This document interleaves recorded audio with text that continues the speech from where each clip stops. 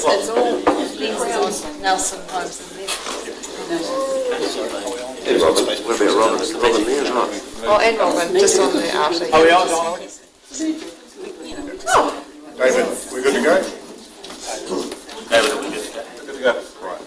Right. Okay, people, I'm sorry about the, we now resumed our meeting after the glitch, and I'm going to suggest that Councillor Nelson, unfortunately, or fortunately for you, you're going to go back and do the rationale again. It looks like so you get two cracks.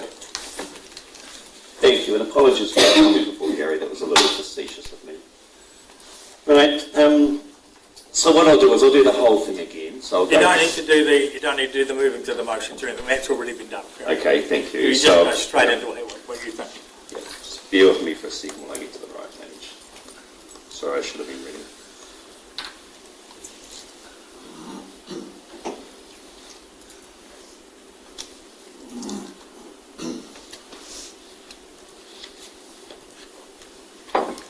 Almost there. Thank you. So earlier on I've read the original motion and I've read my what I'd like it replaced with. So I'll just read those two again because it's more relevant to what's happening at the moment from what I'm sharing. So I'd like the original motion from back in June 5th, 2024 to be replaced with these 2 points. So the Council agrees that all physical and administrative work on the Town Hall project and the Waiata House project extension be paused.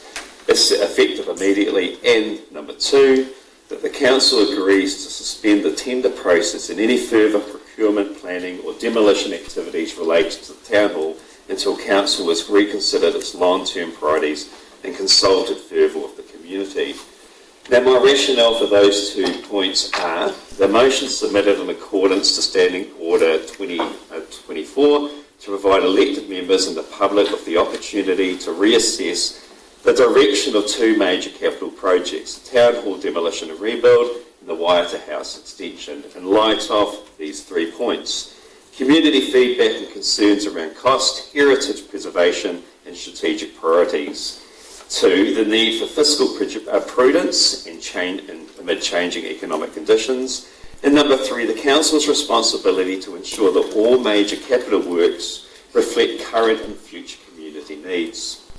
A pause will enable Council to review both projects thoroughly without incurring further unnecessary costs or binding contractual obligations, and to engage in transparent consultation with the public on next steps. So I commend this notice of motion to Council. So I'll just elaborate on many of those points further. So I've spoken about what I'd like to be stopped, the original motion. I've shared my points of what I'd like it to be replaced with, and I've spoken about the why when I shared the rationale in the last part of what I just read out. But I just want to emphasise a few points a little bit more in more depth. I'd like to talk about the cost, strategic priorities and financial prudence. Now, when I think about the cost, I think about the $4 million estimated dollars that it's going to cost to demolish the building. I'd like to talk about the amount of the concept plan for whatever's going to be in the site if the building's destroyed. That's the cost in terms of perhaps consultants or staff time and input. I'd like to talk about the amount for the development of the concept plan project for it to be put in place, and the amount for the deconstruction of the concept plan if and when the new Town Hall project is to go ahead. For points 2, 3 and 4 that I just shared around the concept plan, to me, I can't see where that fits in the original motion. And to me, it seems to be something that's come on later on after the input from the Commissioner and the hearings that took place. To me, it seems like an extra expense that's going to take up a significant part of that $25 million that's been put aside for the budget. I'd like to talk about just a little bit more about the concept plan, about the whole project in general, just with the concept plan. We had Mike Butterick, the MP, here recently, and he spoke about traffic management projects and the traffic management costs when any project takes place. He talked about a 40%. Now, it might just be related to roading, but because we're next to a road, I'm assuming the costs will be quite similar. The cost just to have a traffic management plan and for a significant project with the demolition of the hall alongside State Highway 2 or High Street, to me that's another significant cost that will further carry in that $25 million that's been put aside. We talk about future needs, but in talk about future needs, we need to talk about and acknowledge our current needs and our past needs as well. Now, as a principal of a school with many students, we used to use, and when I was at Masterton Intermediate as well, we used to use the town hall often for prize givings, for events, for all sorts of things. Since that time, 2016, the same schools have been absolutely well served with other facilities. I think of Wairarapa College in particular, that always meets the needs for us as a school.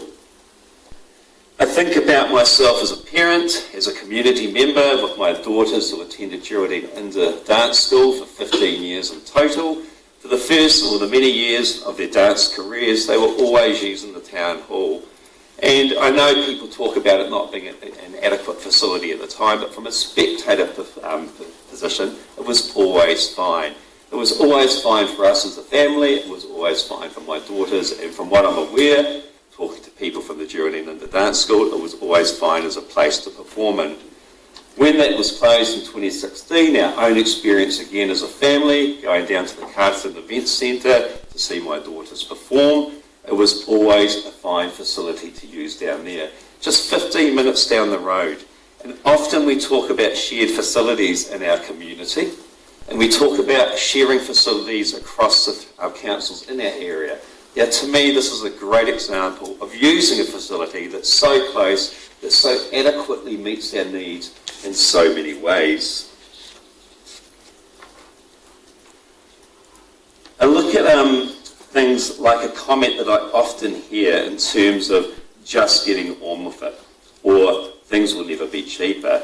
Just getting on with it isn't a case of just getting on with it at no cost. Just getting on with it means getting on with it something at a cost that's going to cost millions and millions of dollars. I think about the $4 million for the demolition, and I think about the added costs in terms of the concept plan. I can't tell you what those costs will be, but perhaps they'll be an additional hundreds of thousands, or perhaps even millions. Just getting on with it isn't free. Just getting on with it is a significant burden to our ratepayers. I look at things like the increasing costs that our community is already facing in terms of rates increases, increasing uncertainty, and I'll go into that in a minute, around water. And when we look at the priorities that we truly and already have in our community, we look at water infrastructure, where we've underinvested for many years, but I believe now our council's doing an adequate job with water. We've got the local water done well decision coming up. We don't know what the staffing implications are going to be around that. We don't know what the cost to our community are going to be around local water done well, but I can only imagine they're going to be significant. Significantly more than perhaps what our community's already paying. I look at things like roading, and I know that Councillor Goodwin, he'll speak about roading shortly as well, where, from my understanding, we've underinvested in that particular area as well. Now, these two things are the core business of what we do as councillors. We look at our basic infrastructure, we look at meeting our community's needs, and at the same time, we look at doing so without placing significant costs and extra burden on them. I'm the principal of a school with the lowest social deprivation index in the lower half of the North Island, and I know the pressure those families are under. I also know what it's like to be poor. I'm one of 13 siblings, and I know what extra costs do to a family at a time in which people are already struggling, and this is another significant burden that's going to be placed upon them. These do seem incredibly boring, infrastructure, but it's incredibly important at the same time. And again, this is doing something. We often hear, I know I've been criticised for not wanting to go ahead, to move ahead, but this is doing something. This is doing what we essentially should be doing. This is like being the principal of a school and making sure that the children behave and that they're learning and that they're happy with basic things being met, and that's what we need to do as a council as well. I think about Waiata House, and again, I'll be careful here, Gary. I think about every time I walk into this beautiful building, I walk through the admin area, also the entrance area, very, very rarely people there. And I walk past several empty office spaces, very rarely with anyone in them. I walk past the meeting rooms, the atrium downstairs, and into this place. Again, very, very little use from what I see when I'm in the building. Not all that often, but often enough to see people not using those spaces. Again, I know this is boring to people, but I'll refer back to my school experience. Being the principal of a school that until quite recently had a role in the 300s, now has a role of close to 600, including the staff associated with that. That school has had no extra or very little extra building work done. But we've made the most of the space we have for our students and for our staff. Can the same thing be done with Waiata House, making the most of an existing space at little cost or very little cost to our community? Now, I know, and I truly believe, that there's council officers here that believe the project won't go ahead. And I've spoken to council officers, or one in particular, about this. If it's not going ahead with the town hall, why would we go ahead with the demolition when we simply don't need to? I look at things like the advice of the minister. I should have had this ready. Who earlier this year shared an article in the Post, I think it was in the Times Age as well. He shared this. This is the view of Minister Chris Pink. I would say to anyone who is contemplating these decisions, which they'll make on an individual basis, we've given an extension for a reason. He's given an extension for a reason.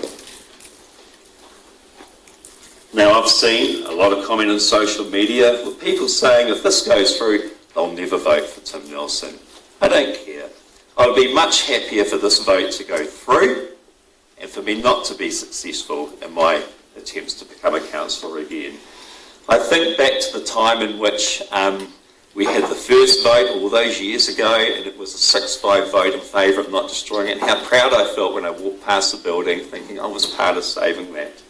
If I can be a part of saving this building again, I'll be incredibly happy and grateful for those in this room who support me in doing so. Thank you, everyone. It's almost like I did it before, isn't it? Thank you. Thank you very much, Councillor Nelson. I'm sorry that you did have to do it twice. You did very well. Councillor Goodwin, a second. Yes, I just want to add to what Councillor Nelson has said, and it's certainly, it's true that the CE has expressed to numerous of us that he very much doubts that the town hall will proceed. I too doubt that. We know the site, that this particular site is a difficult geotechnical ground, and to build, it's an old riverbed, to build an IL3 building on it will cost more than you think. That is almost guaranteed. This project got into the LTP in the, this election term was characterised by the beginning of the worst recession for about 30 years, and we're not out of it yet.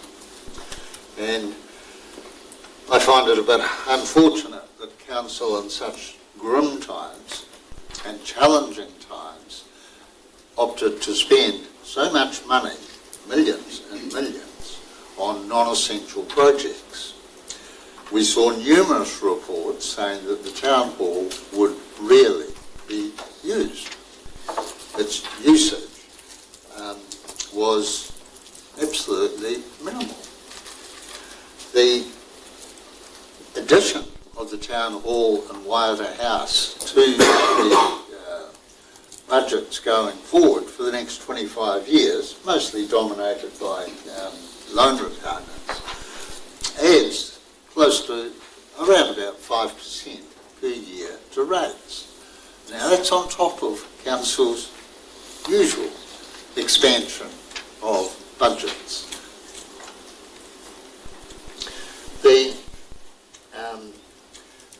The idea of pausing these projects is, as has been mentioned, government has extended the time limit on earthquake-prone buildings by 4 years.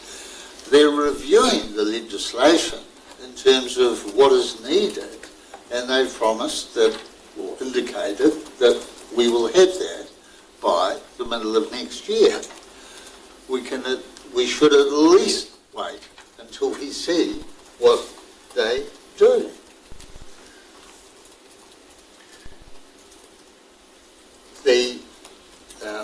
There have been many people express the platitude that, oh, it'll never be cheaper, let's bowl it, and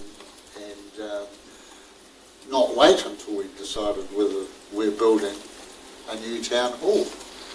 Well, to me, that's insane. As has been mentioned, the town square is virtually never used. If you see 3 people in it, it's a record crowd. And so we're going to expand that space for what purpose and at what cost? And I do have a query for you, David Powers, if I may. The expenditure of 771,000 on Town Hall White House this year, 24-25, has that come out of those budgets? Come back to that if you want. So the cost of this town hall and Waiata House is, sadly, maybe coincidentally, I think not, matches the underspend on roading, which our officers admit we are underspending. Their figure is 1.41. NZTA, their target would mean we'd have to increase by 5 million per year to get the roading to a satisfactory level of maintenance, rehabilitation and resurfacing. And the one thing we know very clearly about roading is if you underspend on it, it will cost you a lot more later. So the roading and footpaths is being run down. We have, since this decision was made for Town Hall Waiata House, we have learned that the cost of water, especially to the lower value properties, will be increasing to those households by as much as $1,100 a year. So there are some major economic shocks coming to our community, water being the biggest one, and I would absolutely endorse pausing this project until our roading and waters come into a bit better focus so that we know what we're going into. So David, if you could answer that query, if it's time for a question on that, that $750,000 odd is, is that? In the appropriate order. Yep. Thank you, Worship. I just wanted to make a few procedural points before we continue the discussion. So just a reminder that this motion is to refer the proposal, Councillor Nelson's proposal to pause below, to the Chief Executive for consideration and report. This decision, this motion, involves a significant decision. And further information is needed for councillors to consider on the implications of pausing before you can make this decision in accordance with the decision-making requirements under the Local Government Act. So we would, if this motion is successful, officers would go away and put together advice on what the implications would be, both cost-wise and timing-wise. so that you can have that for the next meeting on the 20th. You would need to be aware that some action would need to be taken to give effect to that decision to pause. For example, if tenders out, we would need to stop those, and also part of the motion involves consulting with the public, and so we would obviously need to undertake work to include consultation with the public. Regarding that, some clarity is needed, and perhaps Councillor Nelson could respond to inform the meeting today on the time frame that you're thinking about for consultation. Would you be thinking about consultation as part of this up-and-coming annual plan in March, April next year, or would you be thinking about consultation through the LTP process the following year?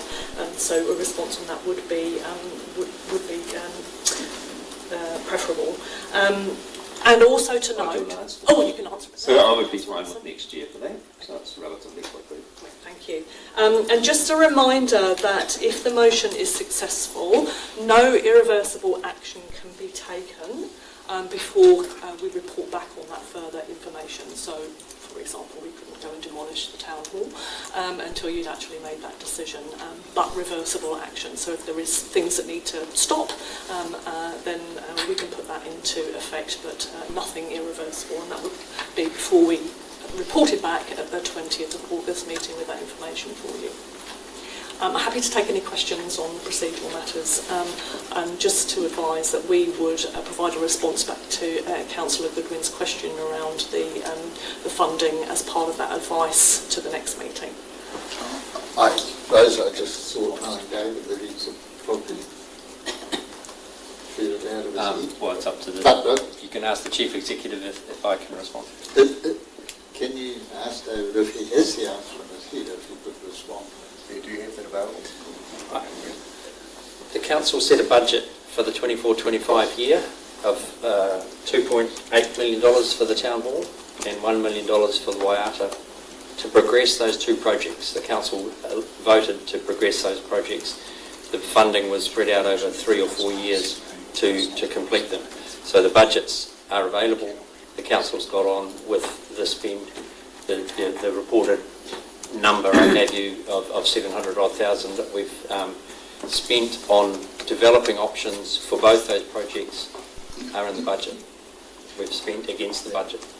Yeah, so I suppose I just mean that expenditure, those budgets you mentioned, the 2.8 and the 1 million, they are from the total capital cost of 25 and 8.8 is it? Yes. The numbers that are in the LTP. Yes, thank you. That's And one more point. Just one more point. If the motion is not successful today, as in the previous motion that was not successful, a similar motion cannot come before Council for a further year. These are questions on process. Okay. Yeah. I want to ask another question. Question on process? Yep. Yeah, Councillor Liam.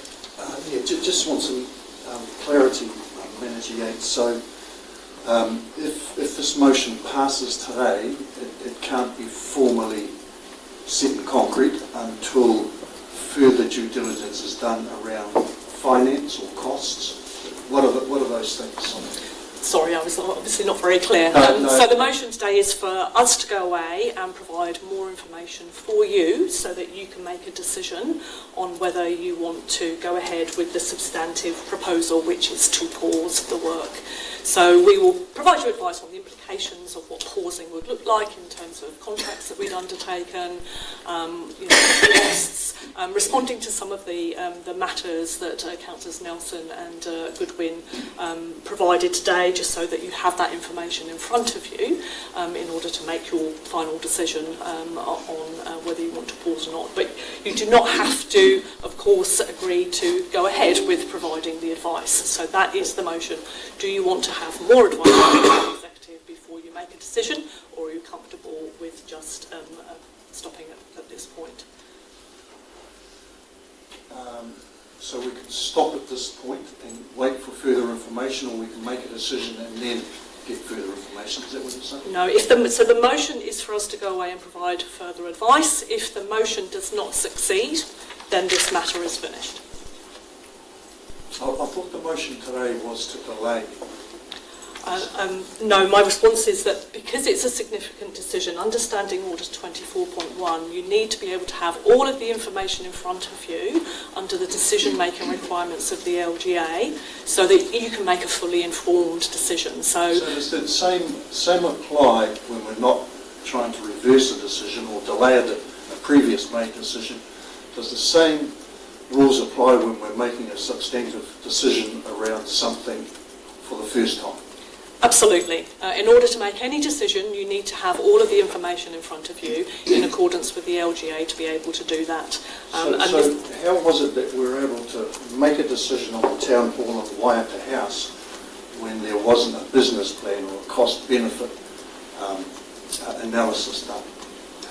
Officers were of the view at that time that you had sufficient information to be able to make that decision, and there's, as we've talked about, there's been many years and many reports provided to you. Well, there's been one report that we've been familiar with, and it said it wasn't a good economic decision. It wasn't sustained. The previous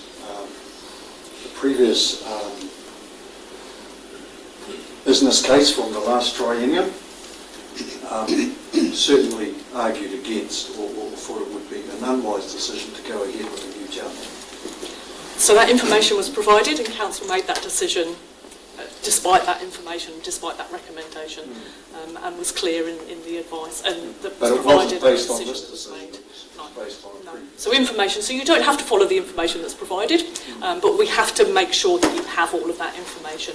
And at the moment, as it stands, you don't have all the information around the implications and the costs of pausing the work. So we'll provide that to you. If the motion succeeds for us to go away and get that information, we would go away and do that and provide that on the 20th. Thank you. Any other questions on procedure? So at the moment we're back to Councillor Goodwin has spoken. Okay, so we're not into question time, are we? No. Okay.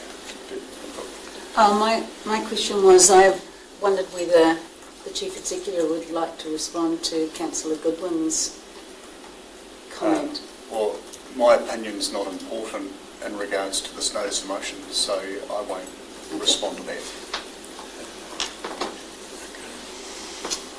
So I just want to clarify there that if we support this, it gives us an opportunity to hear back from the officers to have their input so that we have all the information to make a decision on the 20th of August. Is that correct? It is. It's factual working information. together. Yes, it's factual information. It's not a matter of opinion. Like factual, like we're all in it together. Right, we're on to further discussion. Anybody further discussion? I would like to start this myself, because this has been something that's been on my mind for ever since I've been on council, just about. One or two things for the start that I want to point out is, first of all, the comment that Councillor Goodwin and I think Councillor Nelson made about the CE actually saying straight out that it was very unlikely the town hall would be built. It's something that I never heard, and I think quite a few other councillors here might not have heard. They said it to me. And that would be a private conversation. That's fine. Secondly is that you did mention also, Councillor Goodwin, that the rates would go up 5% per year. It's 5% over the entire bill. It's 5% over 3 or 4 years. It doesn't go up 5% a year. I did say, I can't remember if it was the first edition or second, but for 25 years of the loan, it will be 5% roughly. It will, over the period of the bill. Over the period of the paying off of the cap. That's not how it came out before, Councillor Goodwin, but that's okay. You may sit down. To me, I've got to say that this notice of motion is just a matter of relitigating what we've relitigated in the past. We've gone round and round in circles on this. There's nothing new here. There's a wording change here or there, but in reality it's pretty much a repeat of the debate we had when this council first made the decision to demolish the town hall some months ago. I personally voted for the demolition then for two reasons. And with an earthquake rating of just 10% against the legislated requirement of 34%, there's little or no chance of that earthquake-prone status of this building ever being entirely removed. And you have to wonder, actually, even if the government did go down that track, would council be prepared to take the risk? I mean, 10%, come on, you could argue that every day it stands, we are in danger of finding ourselves up the creek without a paddle if an earthquake did occur and someone got seriously hurt. That building has to come down.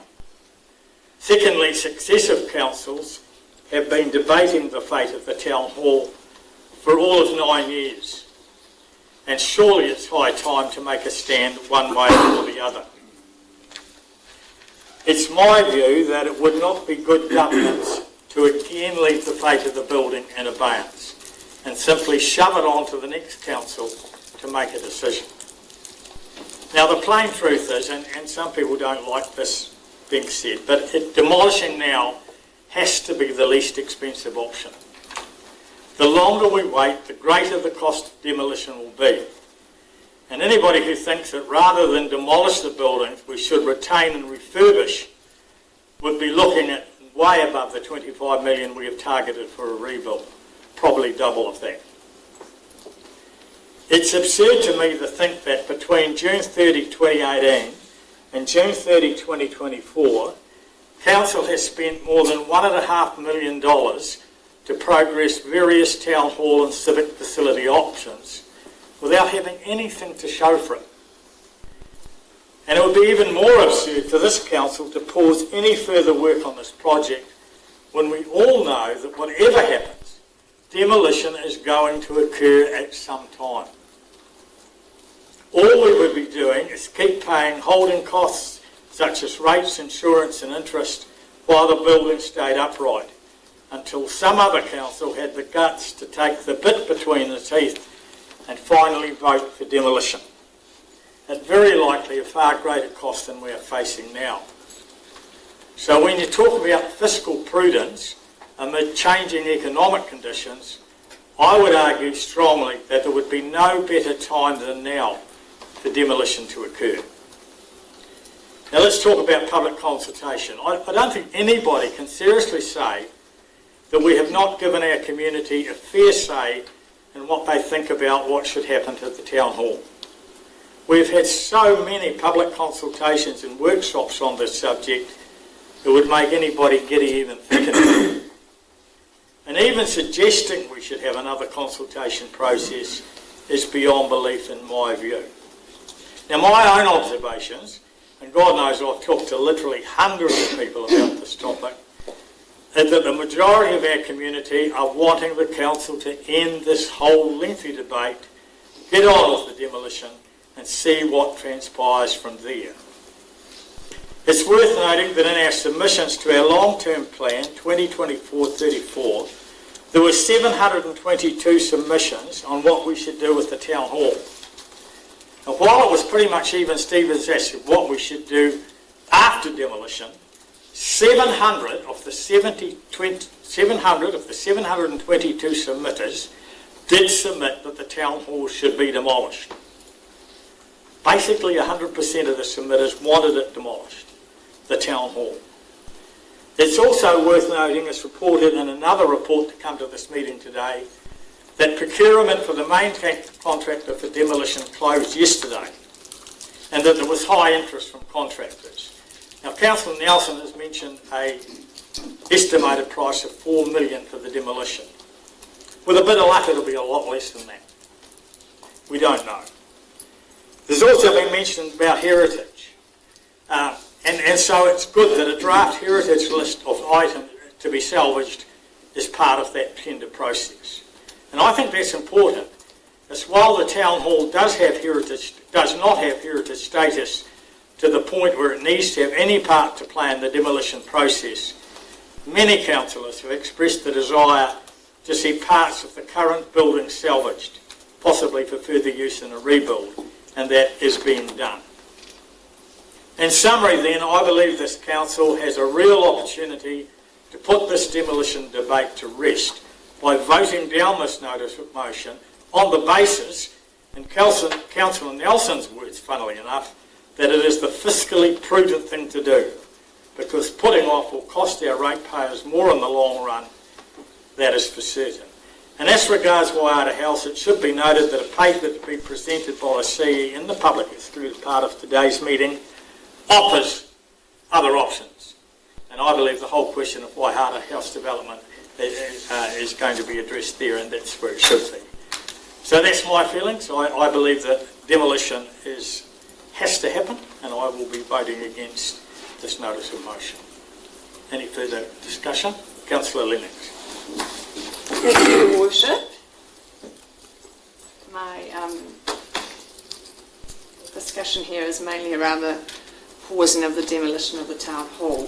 So this motion proposes yet another pause after nearly a decade of delay.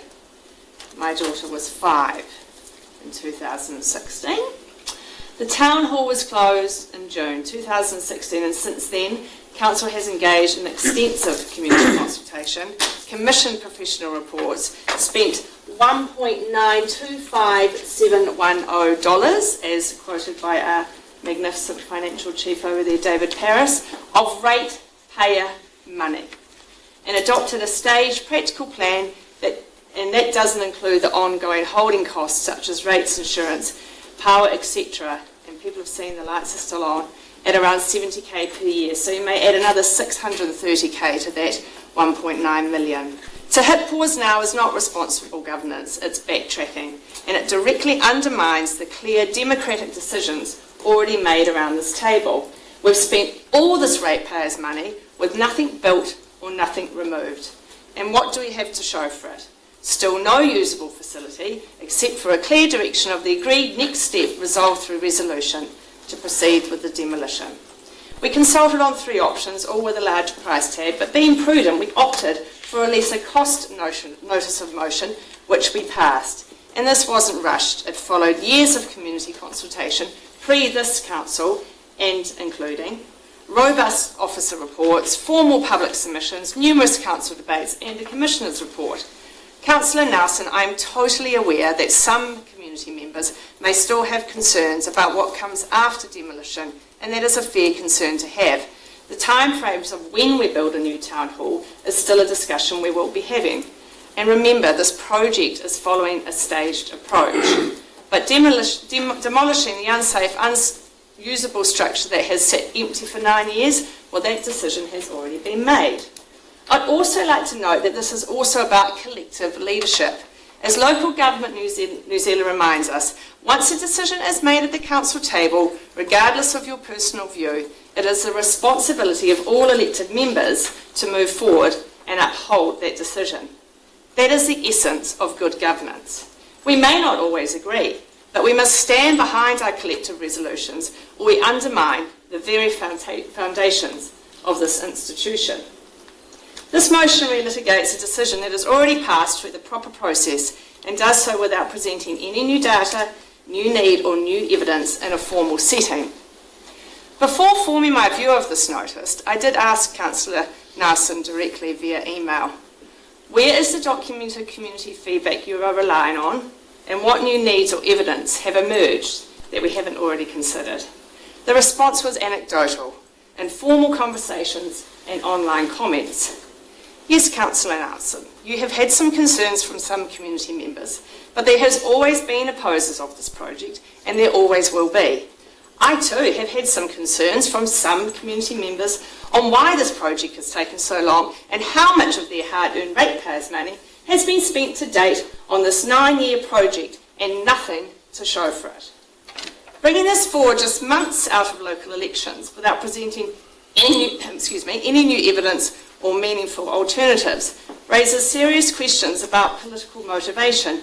One could assume to be more about election year posturing than genuine concern for process or outcomes, or even so, the thoughts and opinions of our entire community. We owe it to our people to make decisions based on facts, evidence, long-term need, not political theatre or personal agendas. This is too important a project for that kind of distraction. This motion asks us to ignore the millions already spent and it asks us to delay demolition already agreed upon. And it asks us to abandon the principle of collective leadership. The people of Masterton deserve better than more indecision. We need to look beyond our noses and consider the future of Masterton's needs today. Let's finish the job we've started, let's follow a staged approach to the project as agreed, and let's keep working together with the Masterton community on what comes next after demolition and exactly when. Thank you, Councillor Lennox. Any further discussion? Further discussion? Councillor Lennox?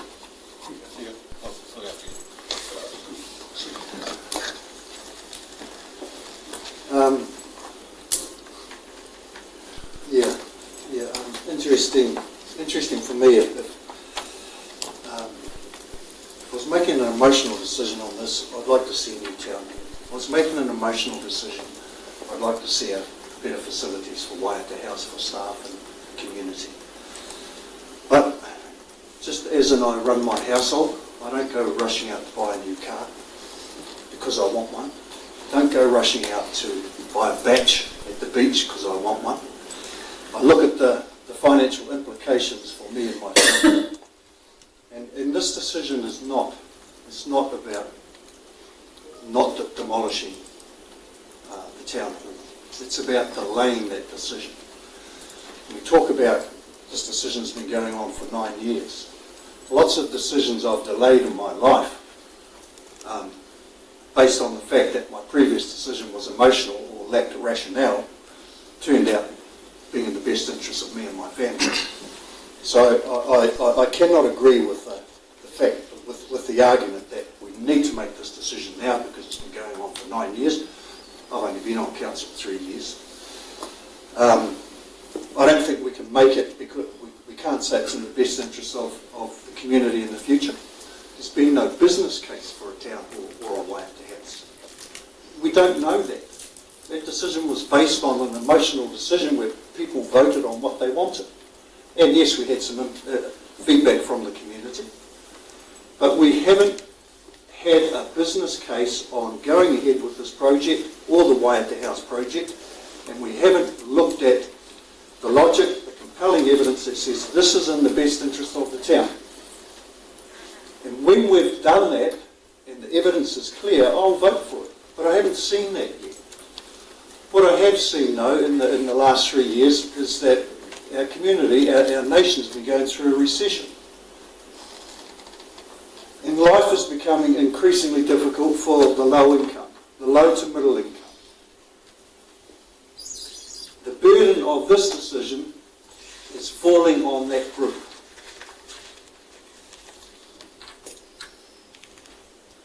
Those two groups are probably the least likely to use a new town hall or benefit from a new Waiata House. My decision to support the delay is because there's information we don't have yet that could influence this decision. One of those is around government, building standards. One of those is around uncertainty around fulfilling the basics around, for example, roading. We know roading subsidies have been cut. Ratepayers are going to, if we're going to maintain our roads, ratepayers are going to have to be paying more to fund that. And we don't know, well, we do know that the new water entity is going to add to ratepayers' costs, particularly, as pointed out by Councillor Goodwin, the low income or the low valued households, the low and medium valued households. For me, the principle here is if we go ahead with this, who's going to suffer? And in my view, a significant proportion of our town, low income earners, low to medium income earners and pensioners, they're going to struggle. A 5% rates increase, not an increase every year, but 5% of our rates over the next 25 years is going to be dedicated to paying off these two projects. And we don't have a business case to say these projects are in the best interest of the community. As has been said already, we have alternatives for the town hall. As has been said already, we have space in Waiata House. We could renovate Waiata House and it could be our customer services base. I know we do need a solid emergency operational headquarters, and that might need to be looked at individually. But for all other council services, we can get by with what we've got.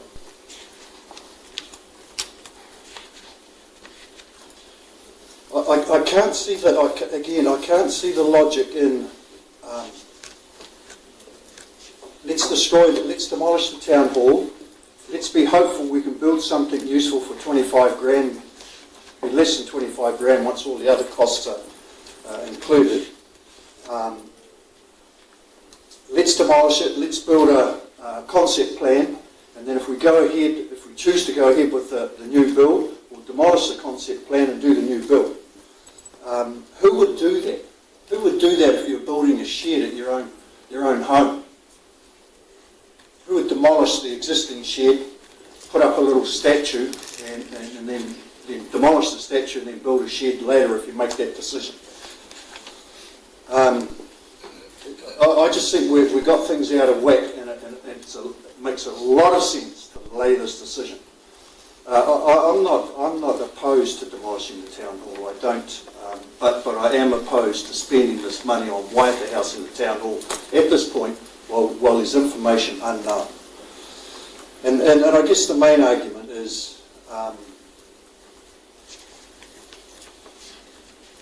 have we really looked at what the impact on our community will be in terms of the positives for a Waiata House and the positives for a town hall, and what's going to be the ongoing cost for our community for that, and have we looked at the negatives? What is the impact on those people who are already struggling in our community? And we know that in Masterton, the proportion of people who are struggling is well above the national average.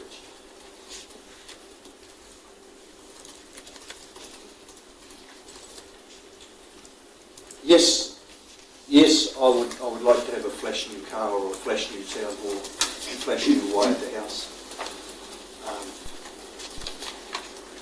But prudence, one of the things we've been tasked as council is to make prudent decisions, and I don't think this is a prudent decision doing this now.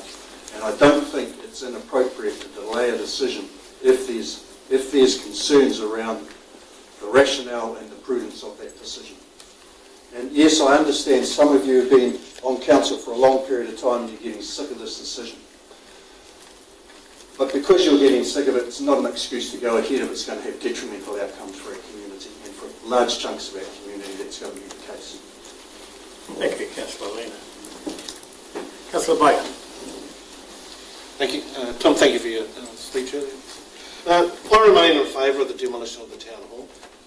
After 9 years of indecision, it is time to move on. We cannot continue to be paralysed by fear of what the future of Masterton will look like. Regeneration of the site is and has always been the correct decision. If this council delays any longer, it is just admitting its impotence at getting anything done. This town, this region, needs to look forward and stop romanticising the past. Thank you, Councillor Baker. Councillor Holmes. Well, I think everything's been said, to be quite honest, but the part that shocked me is that we have worked so hard to get a decision earlier on, and I know several people lost the vote, but the rest of us want to get on with it. The accumulated costs of just under $2 million, plus the holding cost of $70,000 a year annually, cannot be sustained. We've been to consultation and through a completely legal hearing, with the result being to proceed with demolition with conditions. If the building had a truly historical value, I'm sure the heritage folks would have submitted a submission at the hearing, and they didn't.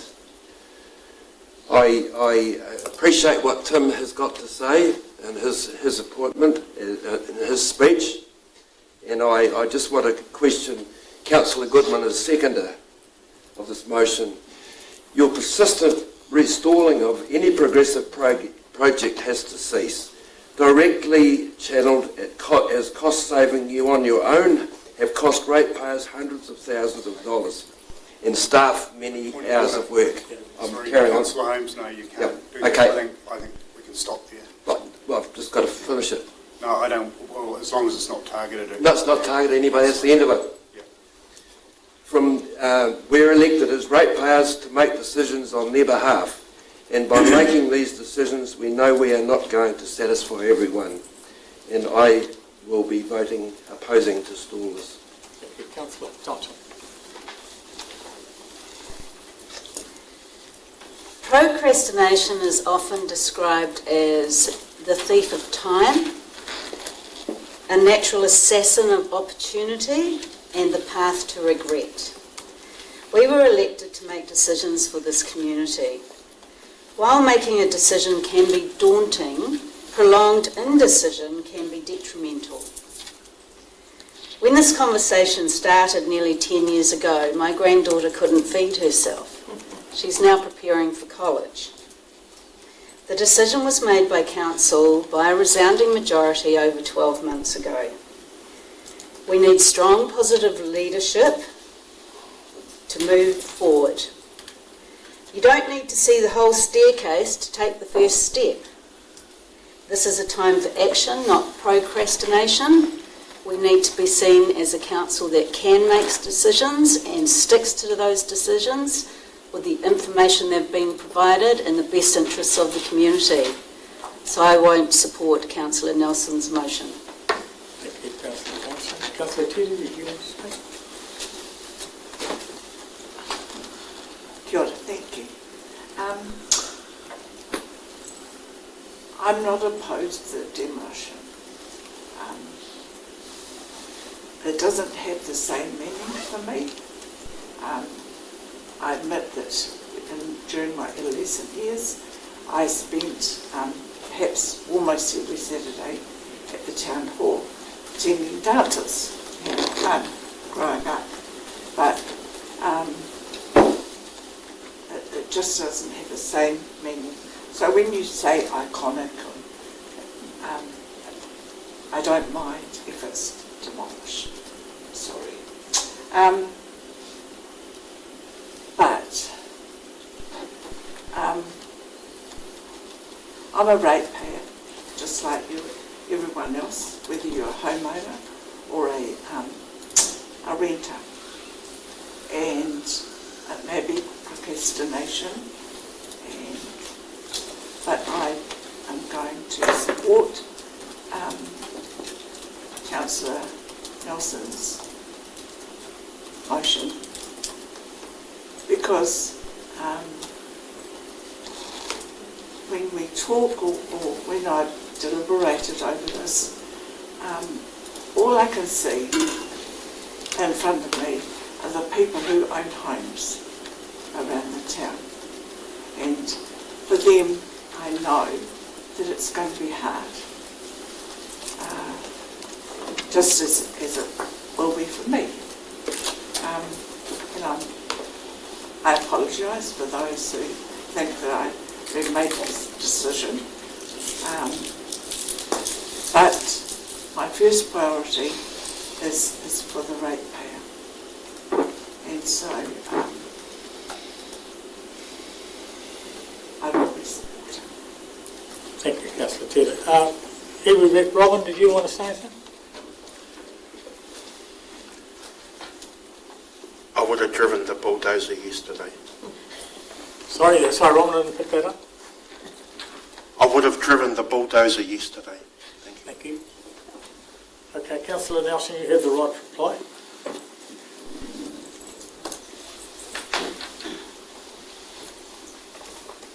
Right, I've just got a few things I'd like to share. First of all, I didn't refer to the CE at all.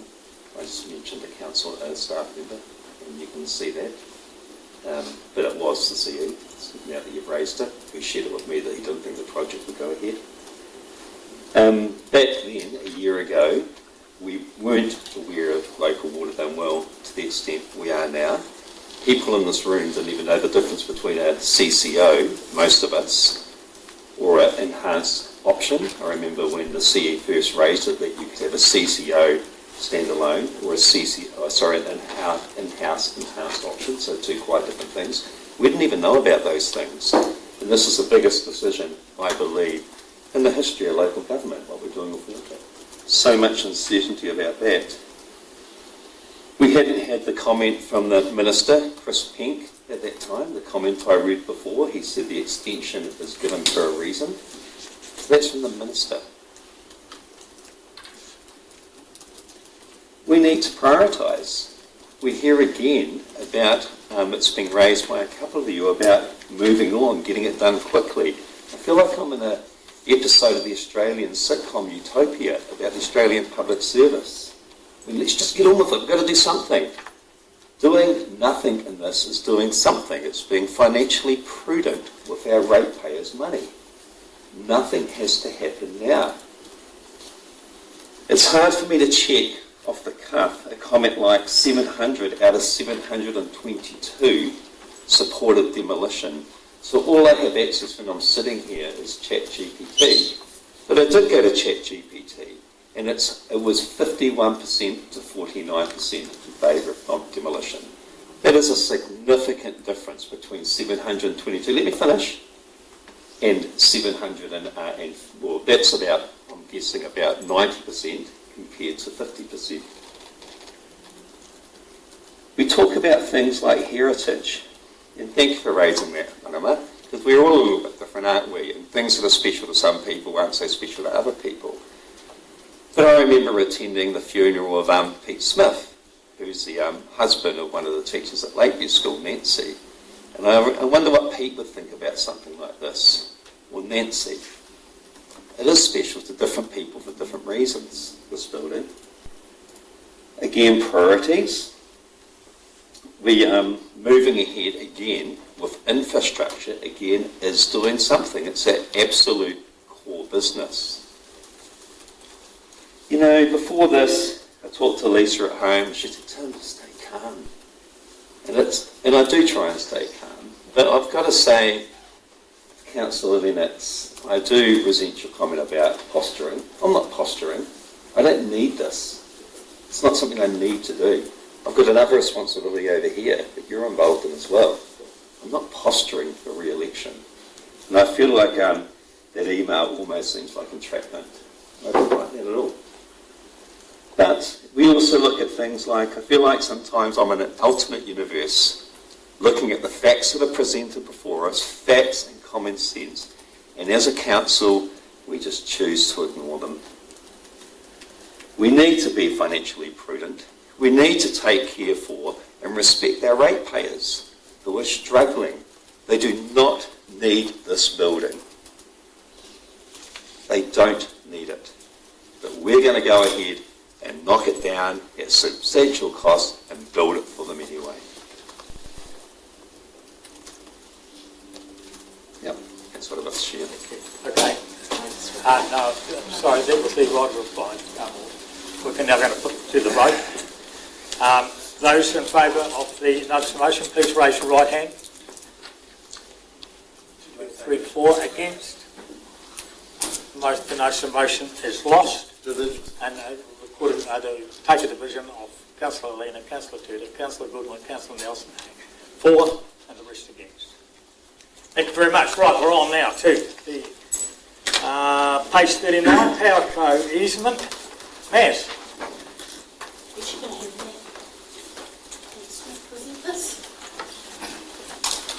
Your Worship, Councillors, thank you for your time. I'm here today to discuss the paper relating to granting of an easement for Powerco across the reserve land, which is situated between Hansell's and the mountain bike park. Can I take the report as read? Yep. What we're looking for today is approval to grant that easement for Powerco to basically run power across this reserve. Any questions? Yes. Right, any questions for Matt? Oh, yeah, thanks, mate. What will that easement entail? Will it be underground power lines, above the line, underground? Good question. Yep. No. So this has actually already taken place. So there's not going to be any damage to the reserve as such. It's basically formalising something that's already taken place. So at the moment the power lines are overhead and they run up the hill. There's a power pole in the middle of that reserve. It's just formalising what has already taken place. Any further, Councillor Bowyer? Yeah, just and further to Councillor Helena, what would be the process in the future they want to underground this? If they had the easement, then they could go ahead with that process. Okay. But again, it would be a case of putting it right, any damage to that reserve. Councillor Goodwin? Does these power lines, does that affect the trees growing on this reserve, potentially? At this time, there are no trees in this particular area, but there would be, we wouldn't be planting trees. There would be, I guess, a corridor under those power lines that we wouldn't plant out. Because we do have, quite an incentive and drive to try and green up our reserves and community. So I do. If we did wish to plant it and wished Powerco to underground it, they do it if we tell them, or do they charge us? I'm happy to respond to that. So the purpose of this paper is just to almost get retrospective approval. We haven't done any discovery work about anything else. It's just to close out the process, the legal process. Any further questions from that? Somebody prepared? Oh, sorry, Councillor Johnson. No, I'm happy to know. You're moving the recommendations on page 39. Got a second? Second, Councillor Bowyer. Any further discussion? Thank you. All those in favour, please say aye. Aye. Against, carried. Thank you.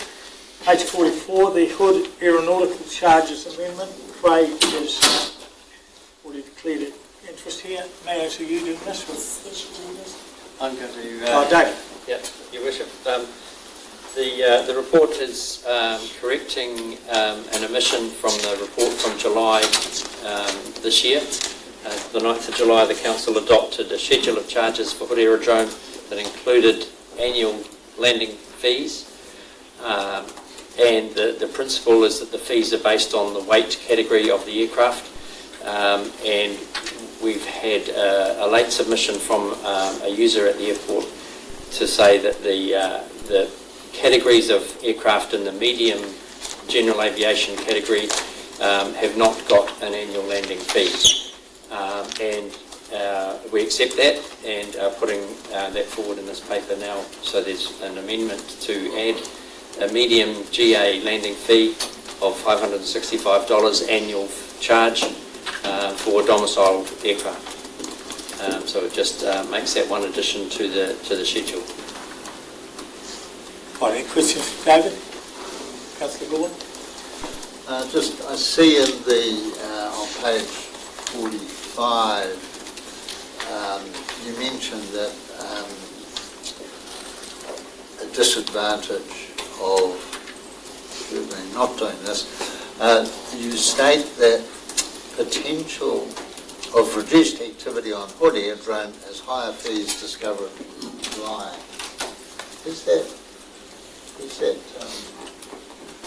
true? Because my understanding is we had varied those fees for a very long time, but I don't know if there's been an explosion of flying that I'm aware of. The submissions from the airport users were quite pointed in the fact that the more you charge, the less they will use the airport. The council has indicated the airport needs to be used more, and we want to encourage more use of it. And the balance of a user pays and the users being prepared to pay has been reached in the schedule of fees that we have in front of us. So it's an aircraft user's decision as to whether they think they're getting value for money in flying or not. But the feedback has been the higher you put the charges, the less they will fly. That's their feedback. Yep. can I just ask you, because I know you can collate all this information of who's paying in what category, that is collated, I believe.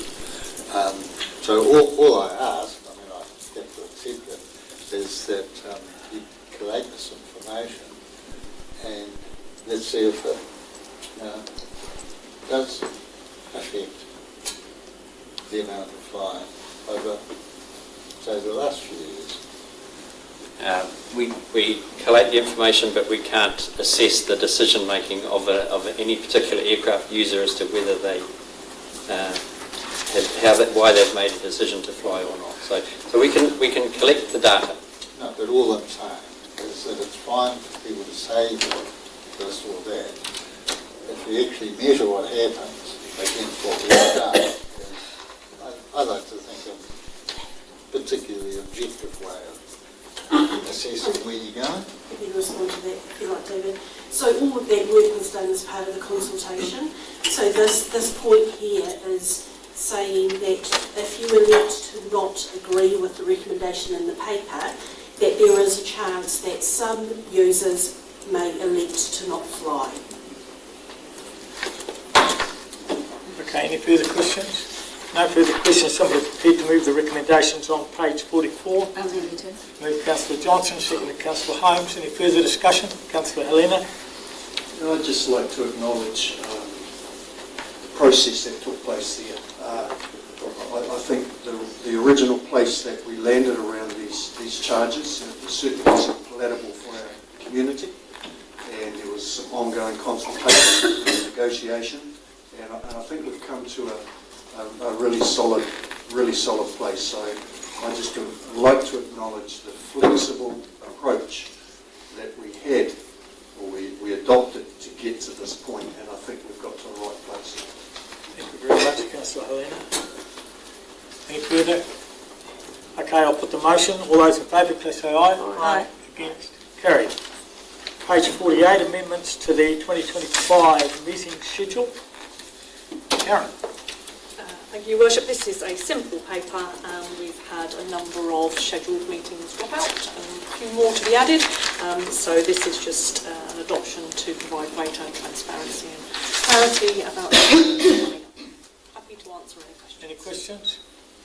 If not, somebody move the recommendation that we approve the further amendments. I'll move that. Seconded. Councillor Goodwin. All those in favour, please say aye. Aye. Carried. We now move to page 53, the Strategic Direction and Development Plan.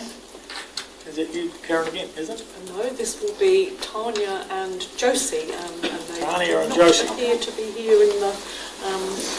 they have worked very hard on this, and I would not want to deprive them of the opportunity to present this report.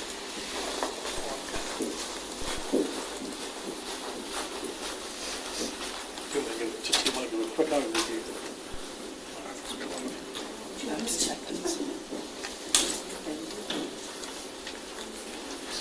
Just up the front, Josie. Launch, straight away. Josie, we're just, this is the Strategic Direction and Development Plan. You're going to Excellent. give us the overview. Certainly. Kia ora, I'm here to talk to you about our development plan. It's a work program that's been co-led by Tanya and myself. And the development plan is one of the Council's 10-year priority projects in our current LTP. The development plan will establish a comprehensive framework to guide Masterton's future growth and development, and also provide high-level strategic direction to guide future decision-making. Our district has experienced growth with almost a 20% increase in population between 2014 and 2023, and our community is also changing. We're becoming more diverse. This, along with other trends, are altering the demand for housing, infrastructure and services, both in quantity, quality and style. The development plan will provide a strategic vision and implementation plan for how we develop our district, manage future growth and respond to existing and new issues, which are listed on page 54. Some of the issues include responding to advocacy from our community for planning for future growth, also considering the impact of climate change, and also supporting Council to meet new requirements signalled via RMA reforms. Community engagement on the development plan will also feed into informing Council's strategic direction and the community outcomes. Development of the 2027 and 37, it's a bit of a tongue twister, LDP and associated documents. Development of future plans and strategies, and future asset acquisitions and disposal decisions. So in a nutshell, the development plan will enable the Council to plan for the future in a proactive and strategic manner. Now, without the development plan, there's a continued risk of uncoordinated development. The development plan will guide the incoming Council's strategic direction, and specific objectives of the project are listed on page 55. But they include reflecting mana whenua aspirations that will have impact from a broad cross-section of our community, including those who we don't usually hear from in our consultations. It will reflect the vision that the community wants, but also be embraced by the community so that they own it and want to take part in it. And will respond to those issues I've already mentioned that I identified in the paper. So to achieve these objectives, there are two distinct phases of work for this project. The first is around the vision, which is really the community engagement piece, and the second part, phase 2, is around drafting the plan. So phase 1, the vision phase, will inform the strategic direction for the development plan, the new council, and the 2027-37 LTP. It will consist of 2 stages. Stage 1 is a multi-pronged engagement campaign, including stakeholder sessions, online engagement and interactive pop-ups. The bulk of this engagement is planned during September to November, and we actually have our first stakeholder session next week with our Rural Advisory Group. Stage 2 is engagement on key themes and scenarios that will be informed by Stage 1, and will run alongside the 2026-27 annual plan process. Phase 2, which is a bit about drafting the plan, will consider what we have heard from our community and how they want Masterton to be like and look like, how and when, and how we'll actually get there. So the plan will interact with regional projects that are progressing on the same timeline, such as the Housing and Business Capacity Assessment, which is due to be happening in March 2026. Also the Future Development Strategy that will be adopted in December 2026. The development plan will also help shape, as I've said, the 2027-37 LTP. And there's a diagram on page 57, because I know it's easy to see things in pictures, but there's a diagram on page 57 that shows how all of these projects fit together. So from here, the next steps are to schedule and start our stakeholder engagement sessions, to develop resources and collateral for the engagement, to launch and actually do all the community engagement, and then present to the incoming council the findings from the community engagement to assist in the development of their strategic vision and the LTP. I'll open it up there for any questions. Josie? No questions? You did a good job, Josie. Fantastic, thank you. So if somebody prepared to move the recommendations on page 53, move Councillor Bayes, seconded Councillor Holmes. Any further discussion? Yeah, Councillor Helena. It was actually sort of a question. I truly applaud this sort of approach, because I think as councils we do need to be strategic and look at everything in its entirety, as opposed to what it seems to me over the last 3 years. We've made decisions on things in quite an isolated manner. It's kind of hard to make a collective decision around what's really important for the whole town holistically when we look at things individually. So I'm sort of kind of interested in, let's look at what's desired, what's needed through consultation, Josie, but then how do you see those decisions being made? How will we determine collectively, holistically, what's best for our town? And have you thought through that? That's my question. Or is that still to happen with the new council? So our intent at this stage is to, once we get feedback from our community, we'll do the analysis of what that's signalling. We would report back to the new council around what the themes are. The intent with the annual plan, the consultation outside the annual plan early next year, would be to test some of those themes that are emerging. So there'll be a couple of opportunities for the community to have input as we develop that plan, and obviously for the new council too to be feeding into that process. So it would be a matter of, I guess, an iterative process of seeing what comes out, identifying what those themes are, testing them again with the new council, testing them again with the community, and then through that final phase of engagement on the actual plan once we get to that point. Again, I applaud you.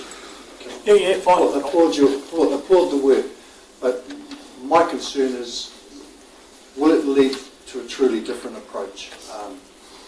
Or will the new council be presented with a whole lot of initiatives that are kind of hard to say no to, and so we just grow the rates?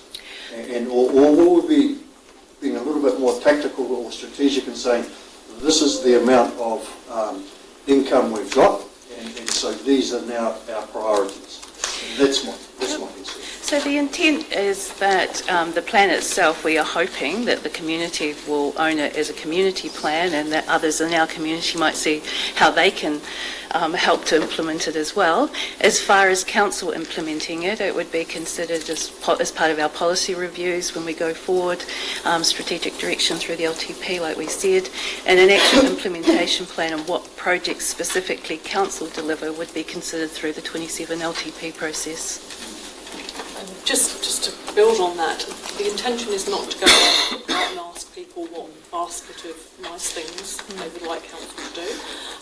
It's around informing our business as usual. It's informing what we need to do to position ourselves as reform comes to us.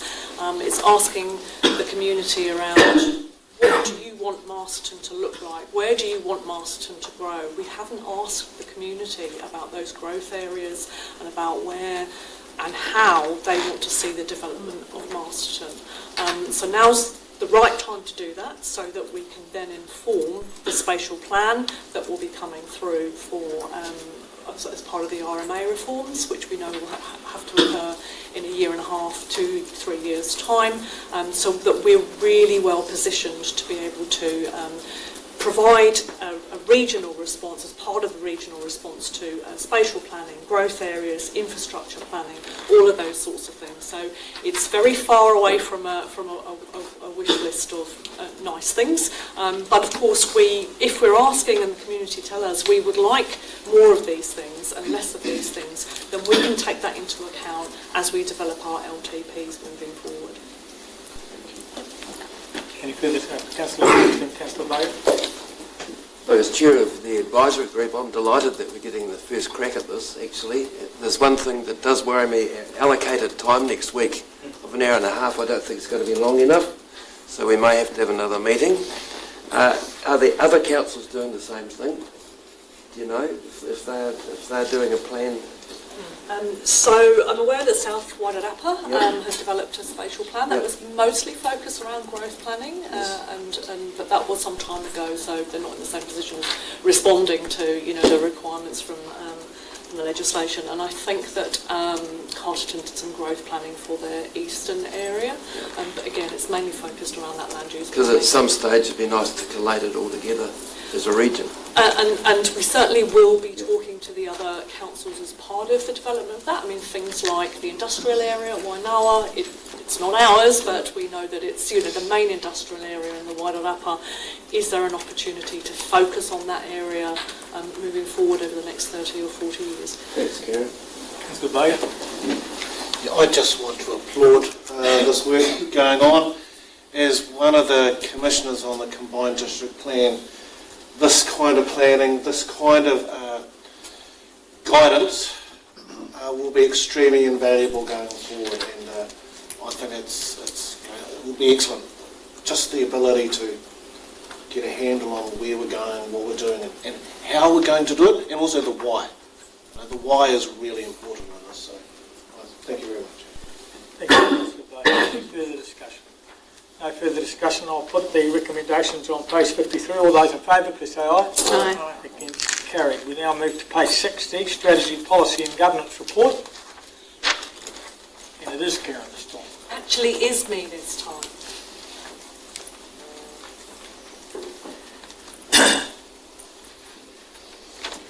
There are a number of officers waiting, ready in the wings to answer any questions that you may have, but I'm just going to take us through the highlights of the report. There's a lot of people here because there is a lot of work going on, as you can see. So just in terms of strategic work, I just wanted to highlight, I just mentioned the Resource Management Act replacement changes and the announcement that was made at the LGNZ conference around having to stop all of the planning work that's currently going on. We had a bit of a pause for breath there because you'll know that our district plan review, we've just finished our hearings on that, and we are just about to report back from the hearings committee. Because we're that far developed, fortunately we do not have to stop that work. We just managed to get by the skin of our teeth there, unlike some other councils in the area that are having to stop, 2 years worth of and lots of money of work so that we can be ready for the amendments to the RMA as they come through. There's proposals to amend the LAMIA, the Local Authorities Members Act, and that's around increasing the limit that elected members can make in a year on a contract with the council. That's it was quite low at $25,000, and that's now being increased, proposed to be increased to $100,000. We've talked a number of times about the Local Government Systems Improvement Bill. We now have a bill. This bill proposes to remove the 4 well-beings from the LGA and to focus councils on core services. And there's a list of core services that we're aware of. That list of core services are ones that council must have particular regard to when it's performing its role. We are currently putting together a submission, and we'll report that back to the 20th of August meeting for council to adopt. We feel it's a really important area that we must submit on, and to give you the opportunity to provide your comments on that draft submission as well. Lots of work going on regionally, again in that planning, land use planning and strategic planning space. We are continuing work on the housing and business assessment, which feeds into the future development strategy, which will no doubt feed into the regional spatial plan when it comes, and work on a Wellington Region 2050 strategy as well to inform that regional spatial planning. You've heard about our development plan. We're all very excited about that and very excited to bring that information to you and to the new council and what the community feels that they want Masterton to look like and to be in the future. We have some economic information which is focusing on vehicles. Apparently we've reached peak tractor. Who would have thought? Some more economic work around dark skies. Again, there's been lots of work with business, training, and we're pleased that the Copthorne will be hosting a free event on dark skies. So everybody, please come down and support that. It's a particular focus for us, and we're aware that iwi are also really keen to explore what opportunities there are for iwi and Māori businesses in the area. We previously talked with South Wairarapa around that as part of their reserve. Water resilience, maybe Councillor Holmes can speak to that in his report back. There's some meetings coming up and some work that's underway around an implementation plan on the water resilience strategy. Pleased to announce the Climate Action Fund has closed, and we've had 18 applications for a total of $306,000, and we've only got $100,000 to give away, so that's been a very successful refocusing of our criteria. We're very pleased about that. We have a detailed report from Mana Whenua on the funding from Three Waters on Mana Whenua working in the climate change space, particularly around developing an iwi climate action plan. Our bylaws reviews are ongoing. We'll be reporting back to council and hearings coming up on those. We've got hearings this afternoon on the traffic schedule, and we're also commencing work on our risk management policy and council appointments policy. So there's a lot going on. Happy to take any questions. Councillor for Johnson. Yeah, thanks, Karen. I was particularly interested in the report from the Ministry for Environment on the proposed approach for New Zealand's adaptation framework. I notice, and this is on page 66, it talks about who pays, and I'm coming to a question, and it suggests those who benefit most from investments made to reduce the risk from climate change should contribute more. That poses an interesting question and follows on a bit from Councillor Goodwin's comments about Matarkona, because it says in one breath that if there's more investment in an area, perhaps those people should pay more, but then conversely in the last sentence it says it suggests supports may be appropriate for particularly vulnerable areas with less ability to pay. So in one way they're saying you pay, and then the next way they're saying, but if you can't afford to, we might. So how do you think this kind of direction will reflect when we're making decisions about areas like Matarkona? A really good question, and it's not clear at the moment. It's not clear the detail from the independent panel because there wasn't that amount of detail there. They were mainly principles based, and the government hasn't responded yet to that report from the independent panel, but it does raise that question.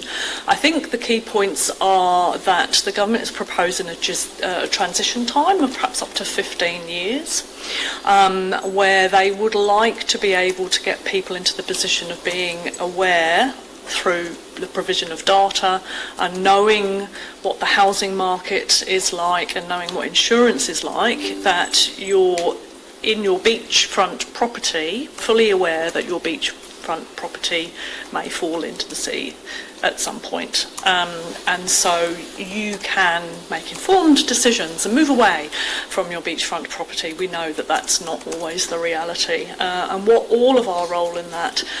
Interestingly, I was at a function, a climate adaptation function, where the Minister Simon Watt gave a presentation on how he might see that falling, and there was discussion around continued buyouts from central government and local government in the intervening time before we transition, which was interesting because my understanding was that buyouts were no longer on the cards, but so we'll have to wait to see how that pans out.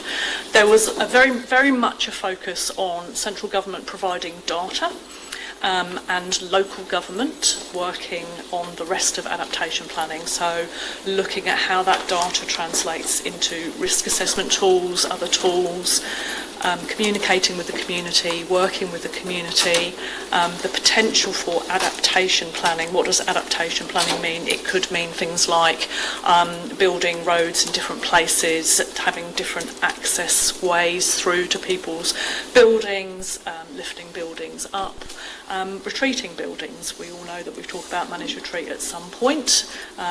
That's the end point for adaptation planning in those severe areas where you can't do anything else. So, long answer to, we're just gleaning what this means. I was very keen to hear this because I didn't want Council to be taking any action, particularly around Matarkona and our other areas, our flood-prone areas, that was then going to be a waste of time, because it's clear to me from Minister Watt's discussions that the government are not going to come in, rush in and save the day. We will be there at the front end, talking with our communities on how we do this and talking together with our communities on how we approach adaptation.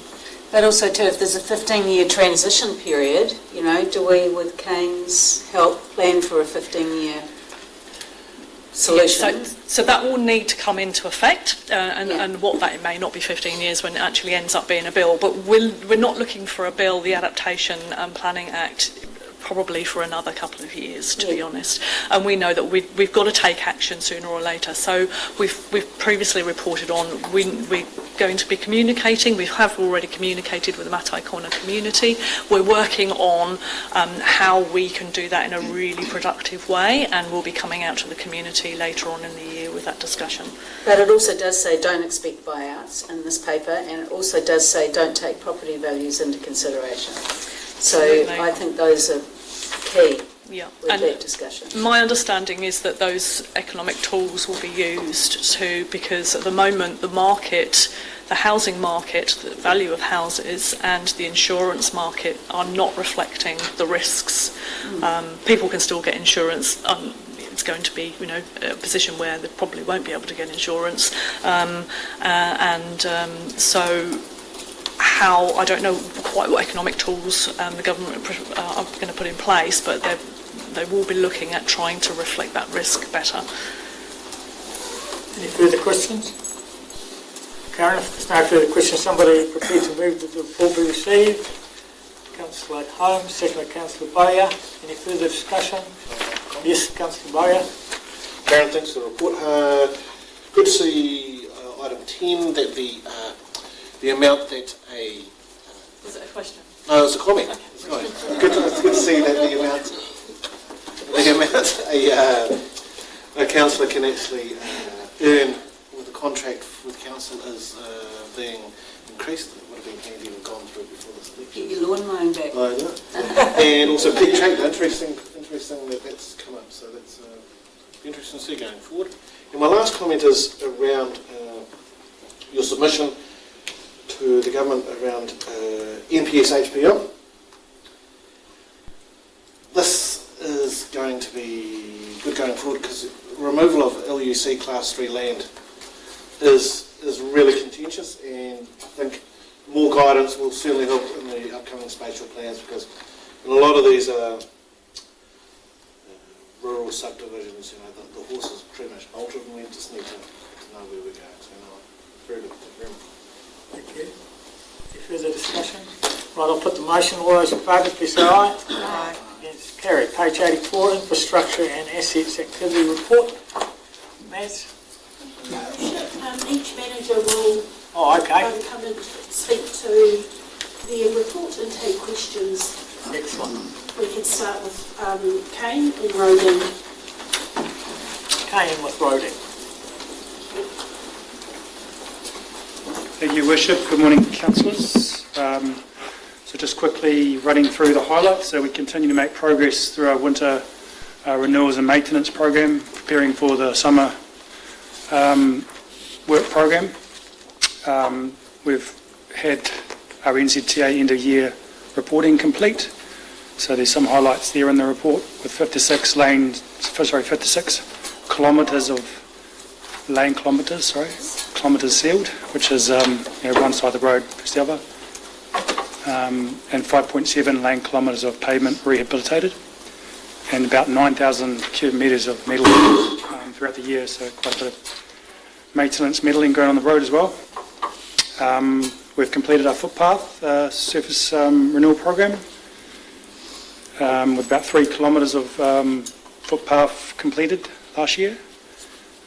Pre-sealed drainage work is underway for the sealing season, so we're stripping off all the drains and stuff ahead of that sealing season right now.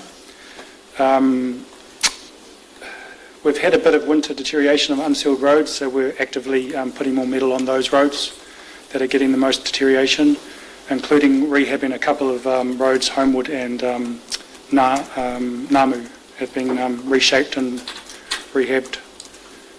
We continue to work on our emergency work sites with good progress being made on Masterton and Cusp Point Road and Matakona. Still monitoring quite a few sites though, about just over 50 from Gabrielle and Cyclone Hale. And you'll see we've reported to the Minister the traffic management costs for the year, which was about 16% of all the work we do. And we're also moving towards, obviously, the risk-based approach that the Minister has been talking about in the media quite recently, and looking on how we plan to implement that approach.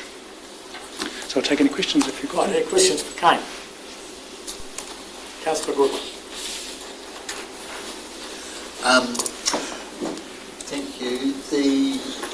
So are we roughly sitting at, was that 0.8% rehabilitation? Yeah, 5.6 kilometres is about just under 1%, so yeah, 0.8, 0.9. And the reseal's about, is it 6 or 7? So last year's reseals was about 6%. Any further Councillor Bowyer? Kane, thanks for your report. I know it's real early days, but with the difference in the risk-based approach to traffic management, do you think there'll actually be any real cost benefits, or are we just kind of shifting the goalposts around? It's yet to be determined, I guess. I'm sceptical like you, I think. I'll reserve my judgment. It's putting onus back on the contractor, which I think is a good thing, and making them responsible for risk. And I look forward to that, I guess. So we'll see where that goes. Thank you. Any further questions for Kane? No further questions. Thank you, Kane. Yeah, welcome. Utilities. Steve?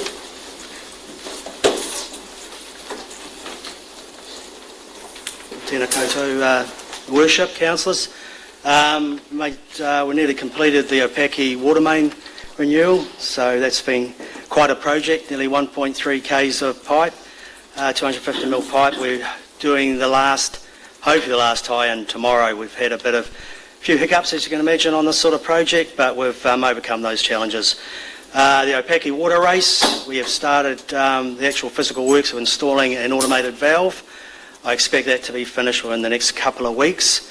This will give us more control of the water levels and maintaining that service to our users, and obviously keeping in within the GW consents. We've also started the West Lining sewer relining, which again is a significant project, which council approved the last time. So it's over 2 k's or approximately 2 k's of sewer main. This will obviously provide a great service once done, but also stop infiltration, which is something that I'm pretty passionate about. In the solid waste space, we have just about completed an audit on our contractor, and we will be reviewing those findings and the audit once we have received it. Any questions? Okay, any questions? I just wonder if you could talk to us about the smoke testing you're doing on the wastewater, various parts, not just Lansdowne. Because my understanding is we've been a bit light on that lately, so, and I mean, it's going to be a big problem, and it's going to really spark a few people up, as we know. It's going to be a challenge. Can you talk to us about how much that you're rolling out, and what's the program for essentially addressing those private wastewater? So, good question, Councillor. I think I'd rather have questions with the public over smoke testing than overflows and stuff in their properties. So that's a bit of a harder conversation when you're dealing with that sort of situation. But we are just scoping out what we're going to be doing, primarily at Lansdowne. The reason being we're targeting Lansdowne, very clay soil up there. So a lot of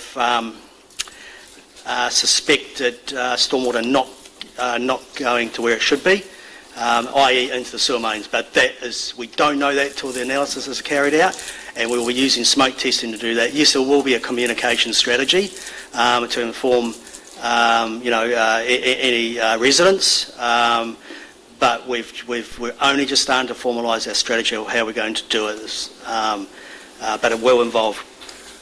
But I suppose what I was asking is, I mean, I understand for the stormwater not being where it's meant to be, but also the issue of leaking laterals, wastewater laterals. Yes. We've sort of had a little bit of a nibble at it on drinking water. And are you talking about private laterals on private property? Yes. Yes. No. That's what I was really focusing on, because I discussed this before. I don't really want to. My personal opinion is that we do not want to really be working on private property.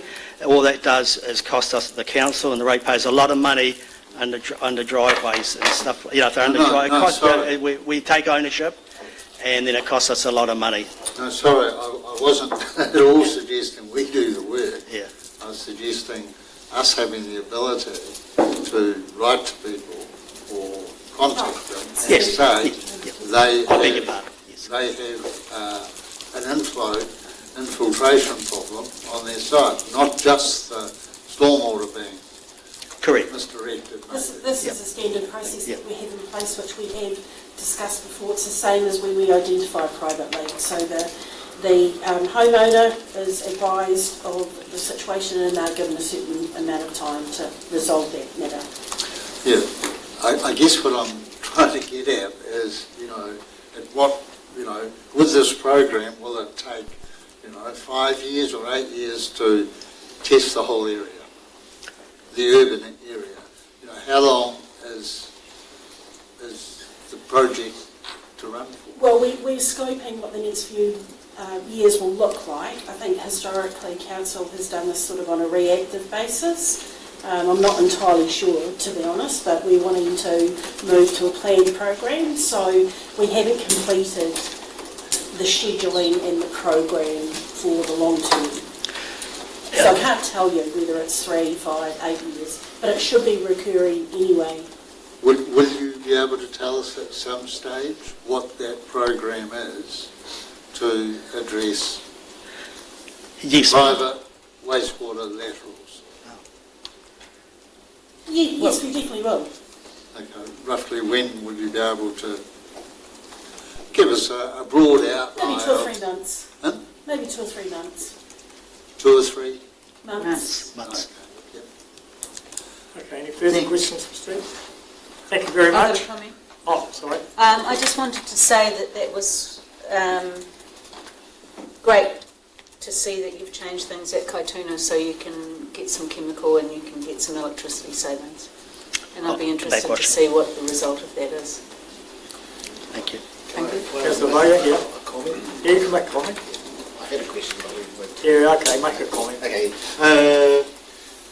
Tell me this, the Opaki Road water main renewal, will that help increase pressures at Cashmere Oaks?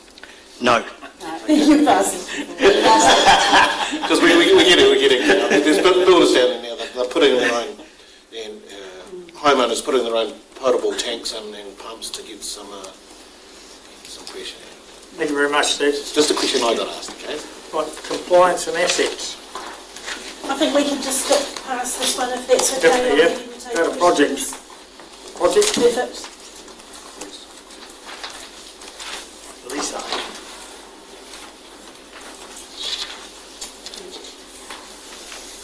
Read it to councillors. I'll take it as read and I won't go through the report. I'll just go through changes since the report was sent out, so some updates.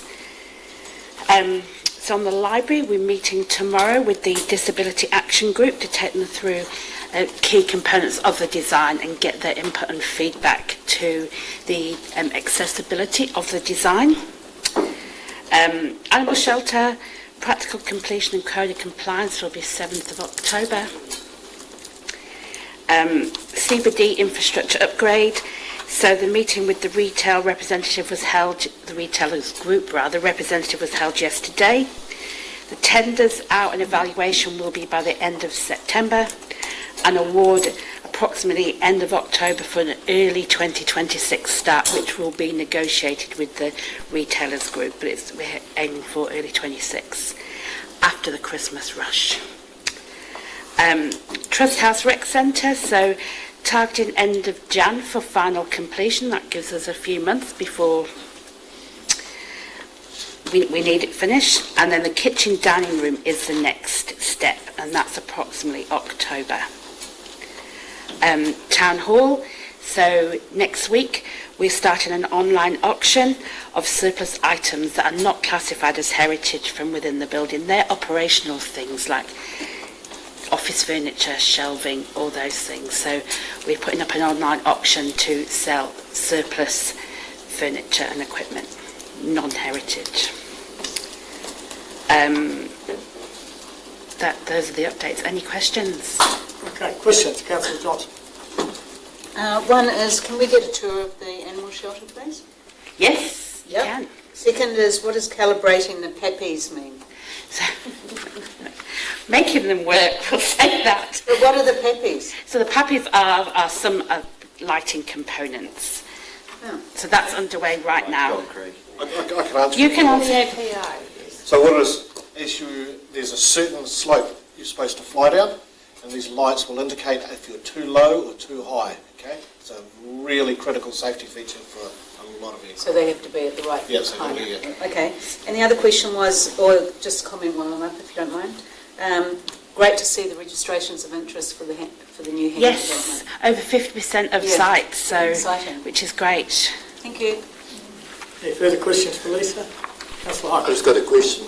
At the auction, will the old councillor seats be up for sale? I don't Perhaps know the actually. council Yes, should buy them yes, back. Laura. So comms are working on. So we'll notify the public that the auction's about to go ahead, and so we'll send some comms out so that people are aware and Because everyone they will have were an quite opportunity. new when the hall was They're closed. quite cool, aren't they? And they were very, very comfortable, and you could think properly in them. Is it on trade? Yes. Councillor, Thanks, Lisa. Councillor Gorman. The comment that staff and contractors are getting a lot of abuse when investigating meters. Yes. Is that, I mean, it sort of relates to the wastewater stuff we were talking about previously too. Are you making progress? Because I mean, I know it's intimidating for council, but you know, we've been talking about this for a long while. And how are you going to cope with it? Yeah. Steve, do you want to say anything there? I think in the main, well, we're definitely making progress, excellent progress. And the team manage it well, and the contractors manage it well. It's been identified as a risk because we are uncomfortable with our people being approached in that way. Yep.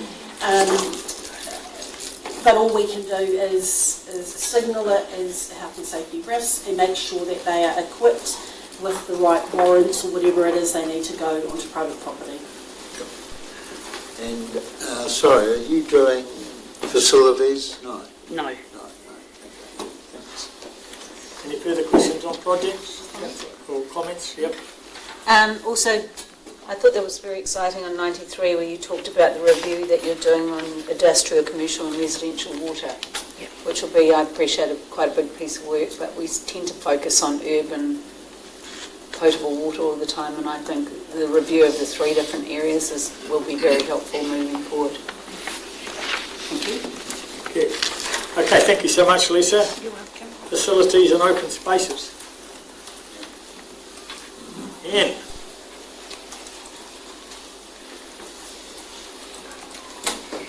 Kia ora koutou. I'll take the Facilities and Open Spaces report as read. Just a couple of highlights, I think. Henley exercise equipment that we've been waiting for is on the truck and we should be here tomorrow. So that's really great to get that facility closed out. Lisa touched on the Trust House Recreation Centre stuff, but also the toddler pool area now is fully finished and that's being well used now. So that's back up operational again, and it looks really nice and bright and has been a big hit. Also, obviously, there's been some upgrades to the exterior and the tree removal, which has really opened up and brightened up the facade area around the War Memorial Stadium. I think the other thing, the cemetery network capacity and site analysis report has highlighted that for us, Riverside is an appropriate place to continue to focus on for our future interment needs. So it means that we've got sufficient urban, rural capacity with what we've got, and all the feedback has directed a central urban cemetery which Riverside provides, so we can look at that future development there. Any questions? Any questions? Councillor Gorwood. The Park Lake Access Bridge. Do you know roughly what the cost of that's coming in? We did discuss that way back a couple of years ago. Yeah, so in the LTP we sought, I think we were allocated 182,000. Given the couple of years since that's transpired, we've just been through the tender process and we're looking at approximately, I think it came in roughly approximately 214,000 now for the same project. Thank you. Councillor Johnson. Just a comment, great to see work on the Trust House rec centre and the stadium, particularly in light of the big event coming up shortly. And also I see I'm getting a new playground around the corner for us in Solway. So that'll be nice. Councillor Lennox. Thank you. Cheers, Oz. Just around the bridge going up to the island, that's going to be all abilities bridge? Yes, it's going to be a flat bridge, yep. Awesome, thank Yep. you. It's a Bailey Bridge type thing. Yeah, so it'll be a prefabricated bridge that's craned in. Oh, great. But so we just have to do some engineering abutment work on either side. And yeah, for those that don't know, the old bridge will hopefully go as part of this project. Yep, so. Councillor Bailey. Good to see a needs and feasibility report of the Woomera Stadium. I think if I'm fortunate enough to be re-elected, I will look forward with some degree of enthusiasm around this in 2026. Thank you, Councillor. Okay, thank you, Ian. Is that was somebody prepared to move that we receive the report? Move Councillor Bayes, second by Councillor Goodwin. All in favour, please say aye. Aye. Carry. Welcome, Jake. Welcome, mate. So we go to page 96, the Community Activity Report. Wow. That's called a That would be one of the better council meetings. It's always fun. Jack walks in. That was my way of welcoming you, Jack. Afternoon, Your Worship, councillors. Apologies for that small interaction there. So I'll take the report as read and just note a few things. In the library and archive space, obviously it was fantastic for the team to win the Out on the Shelf. So that's a national thing across New Zealand for displays in libraries around the rainbow community and diversity. The team were very stoked about that and have received congratulations from around the place, including our local MP, so that's a fantastic achievement for the team. In the customer space, just noting we've moved to a new after-hours call service, so that's about improving the quality of that after-hours service, and we're certainly very confident that that's already providing that. Our focus is always on ensuring that as much as possible the level of service that people get when they make a phone call during the day is similar to what happens in the evening, and we deal with things as they need to be done.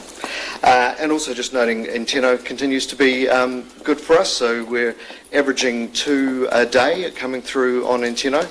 And a lot in that kind of roading and parking space, so very much that sort of point in time people see things, they report it through, they take a photograph, and that's really helpful to us in terms of delivering quality of service as well. So we'll continue to promote that and use that. In the ComDev space, Cultural Festival is fast coming upon us, and I just wanted to take the opportunity to note the support from Trust House and Masterton's Trust Lands Trust, who have both generously supported through grants that festival, which enables us to actually make that a really good success, and it's been a building thing, as we know, for the last couple of years. So thank you to both of those organisations. And the registrations for the Christmas parade are currently open as well, so we've started those nice and early. You'll know that for the last couple of years it's grown year on year, and last year was fantastic, and we're looking for it to be even more fantastic this year. So encouraging everybody to get a float in there, and we'll hope to have a whole range of things within the community, and it's wonderful for that parade going down Queen Street there, all the people down the street, that engagement that we get is fantastic.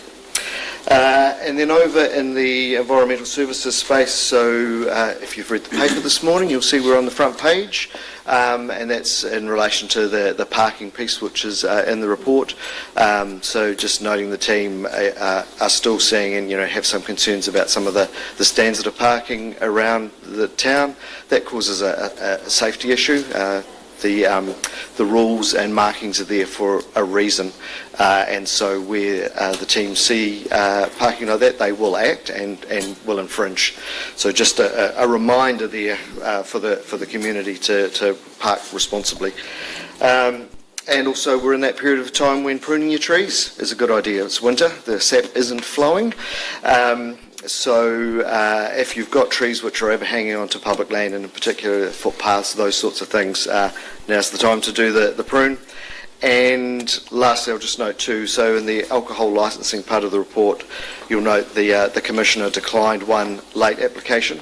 So that's not something the Commissioner does lightly or enjoys doing, but there are time frames in there, and that's to enable the various things that need to happen. So just a reminder to community groups, and our team do work with the community groups and remind them about these sorts of things, that when thinking about these things, plan ahead, get the applications in early so that people aren't disappointed. And I'll take questions. Any questions for Cora? Councillor Goodwin. Councillor Goodwin. Councillor Johnson. You do look a bit alike. Wait while I recover. I was interested to see that the service requests for animal services are well down. Like there's only 4 years of data here that shows, but they're significantly lower. And Terry, and have come down each year. Is there any particular reason for that? I mean, it's great. I'll leave that with you, Terry. Sure. Like they're sort of 50% down on... Yeah, Morena. Some of it is the way we're recording our data as well, but there has been a drop with some things as well.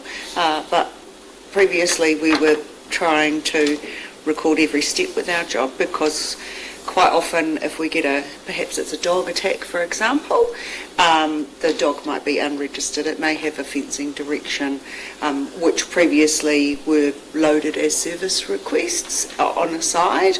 We're trying to keep the jobs open now and deal with the request as one as well. Okay. But there has been a slight drop as well. Okay, thanks. Any further questions? Cora or Councillor Tutor? Kia ora, Cora. In the page 99, with Jaka Potama, could you tell me how many staff are involved with that, the noho marae? So with the noho marae, so that was our staff who whakapapa Māori. So I think there were about 10 or 11 that went. We've got a couple of staff here. So that's part of a broader thing, right, to increase our cultural competency through the organisation. And I've been working with a small group of staff to make that happen. And we felt it was important that that first piece, our Māori staff were in that first engagement, and in particular a noho, so spending night on the marae, that whole piece that was unable to happen, and we're looking at then rolling out right across the organisation people to have a marae experience. So that's not necessarily overnight. We'll work through what that actually looks like, but very much based on ensuring that we raise the competency through the organisation so that our staff, when they're working in those areas, have the right set of skills to do that competently. And a supplementary question? Yes, sure. Was the report back on it was, how did they find their stay? So my understanding that they really enjoyed it. I wasn't there, but the stuff that I got back was that they found it a great experience, both in terms of obviously the experience of like overnighting on the marae, but also like raising. It provided an environment for those staff to have conversations together, and that's something that doesn't happen in the workplace for obvious reasons, right? So I think it's been a very successful thing. And the facilities? Facility, yeah, so it was out at Motu Warika, so, and beautiful marae. So, yeah. I have another question. Yeah, sure.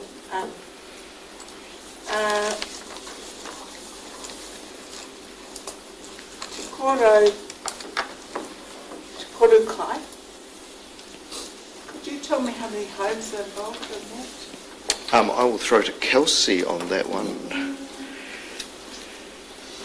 Thanks, Marva. We're at about 90 homes at the moment. Yeah. And it's steadily increasing. Thank you. That's pretty good. Any further questions for Corin?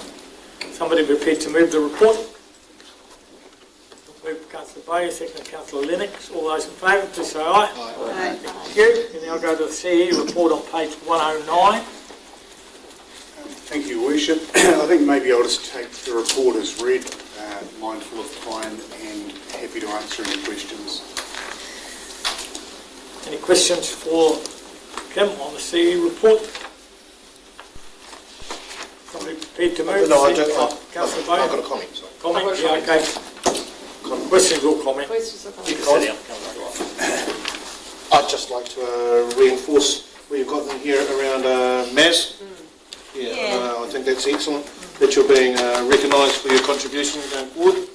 And I can say from my own personal experience, you're very approachable, you're incredibly knowledgeable about things, and since you're coming on here, you've been a huge addition to this team. Thank you. I just want to also acknowledge the reduction in the insurance premiums because it's been one of my bugbears. So thank you, David, and those who have had those. Questions, comments? Councillor Goodwin. Yeah, I just wonder what you do with that insurance reduction, because we cut back our insurance quite a bit. And No, we don't. well, we did on There's no reduction. bridges. No. What was it? That was a couple of years ago, though, wasn't it? That was about some of the rural bridges, is that correct? Yeah, that was quite a It was ages No, bridges aren't insured. And the LT. As an asset, bridges aren't insured. They're covered under the NZTA subsidy, and we have a depreciation fund for our share of replacing those bridges. So if there's a loss of a bridge from an earthquake or a disaster, that's from depreciation. Insurance, we haven't targeted a wholesale review of all buildings and whether they should be insured for replacement value or indemnity value. Certain buildings are still indemnity, and the rural halls that have low usage, the council wouldn't replace. Any building in that category is indemnity, otherwise it's full replacement insurance. And the insurance market has softened, and that's the reason we've achieved some savings this year. We haven't changed the risk profile of our insurance. No, but I just recall, and I thought I have got it on my head, that we have reduced our cover in some respects, and is it liability insurance? Definitely. Is it? At what point do you have to go back to an LTP to reinstate that? I would have thought, there's a possibility of talking about spending some of that money on insurance, or discussing other things. Yeah, every year we assess all of our insurance and work out, whether we're going to change. So it's an annual plan too. So is it an annual plan? Normally it's annual, but whether or not it needs to be changed is normally an internal discussion. And also a risk discussion. The council's risk appetite in terms of whether the insurance is the appropriate thing to use to cover that risk. Yeah, quite. But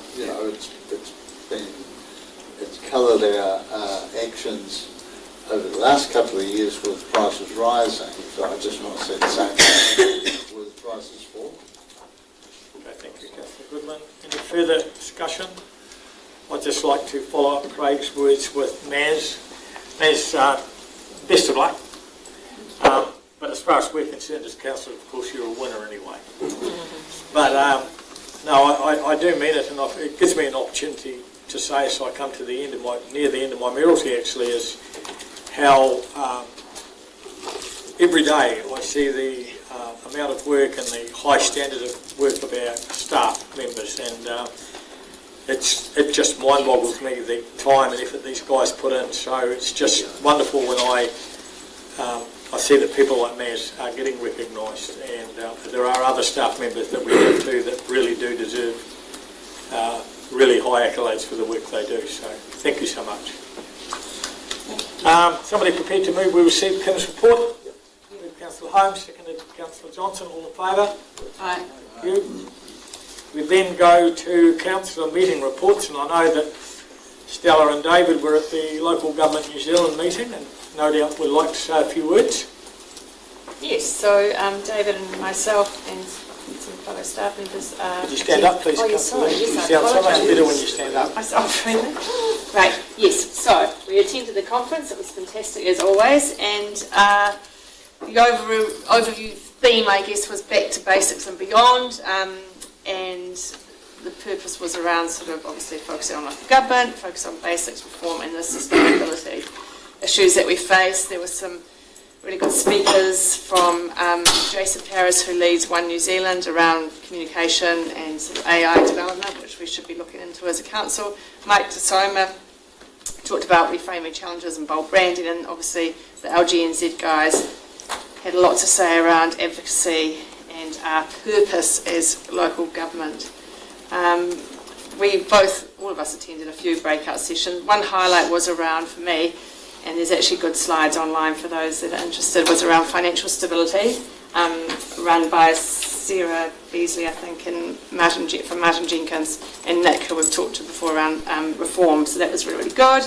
But the key government messages from our friends, obviously, from Simon Watts, he spoke strongly about system improvements bill and the rates capping. Chris Bishop then jumped on to talk about pausing on some of those plans that Karen mentioned earlier, and accelerating housing delivery. And Seymour talked to us about central government's role in rising council costs. So that was all interesting stuff. David, did you want to have a chat about some of the things you... Okay. Well, it's the first time, all the time I've been on council, that I've actually been to one of these conferences, but actually I went down there as Mr. Caffell. It was quite interesting. I was on the plane as Mr. Caffell, pulled into the hotel, booked into the hotel. The lady said to me, "Is Mrs. Caffell with you?" I said, "No, she's not today, thank you." So after that I was David Holmes, so it was really good. Down there too.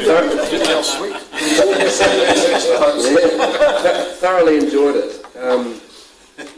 I just think it's the networking that is so important, and that's why I always enjoy the local government ones.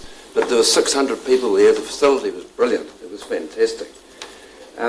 Two of the breakout sessions that I really enjoyed was one was called the Make or Break Relationship, and it referred to mastering your CE relationship.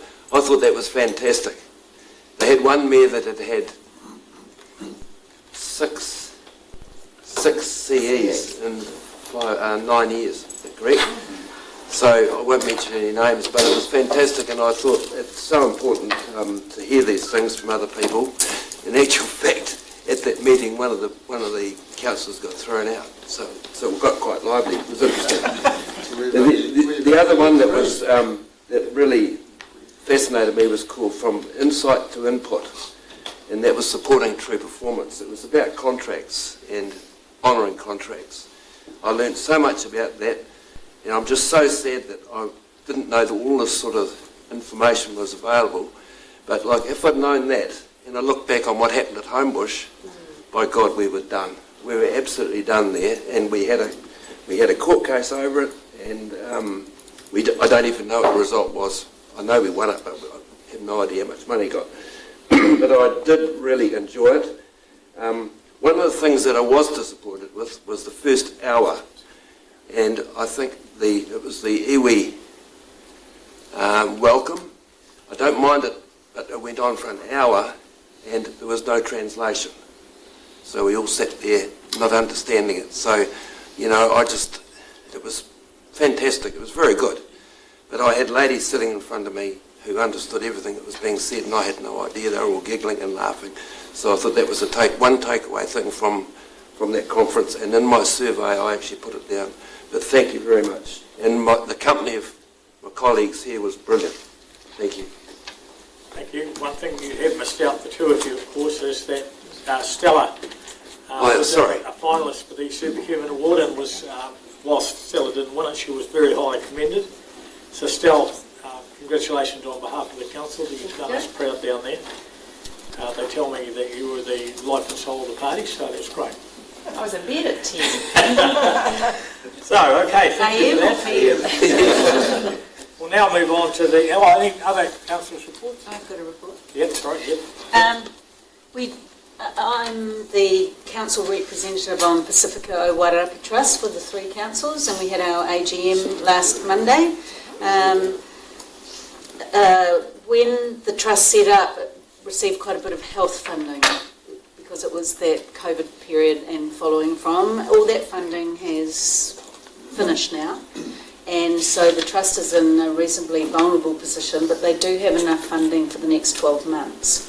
So their focus and priority will be securing funding from significant sources so that they can continue after that period of time.